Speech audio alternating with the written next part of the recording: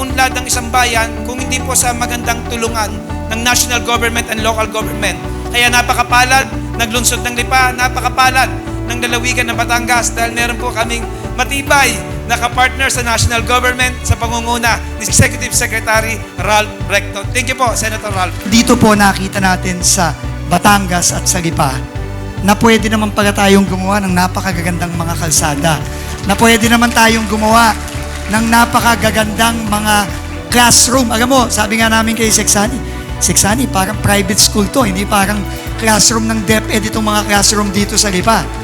At napakaganda po nung bagong-bagong building ng DSWD. Napakasaysayan itong araw na to dahil for the first time sa history ng DSWD, ang tanggapan na maglilingkod para sa Batangas at sa rehiyon na sa loob na ho ng rehiyon mismo.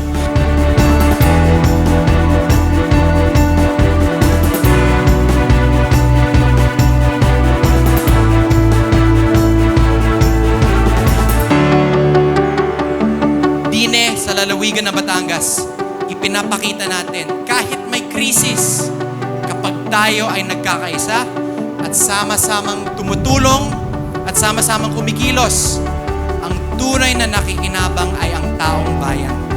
Nakahanda ang ating Pangulo, nakahanda ang ating pamahalaan sa ating pagkakaisa, tiyak malalampasan natin ang problemang kinakaharap nating lahat sa buong Pilipinas. Ano po? At sa ating pagkakaisa, sabi ko nga, malalampasan din natin ito.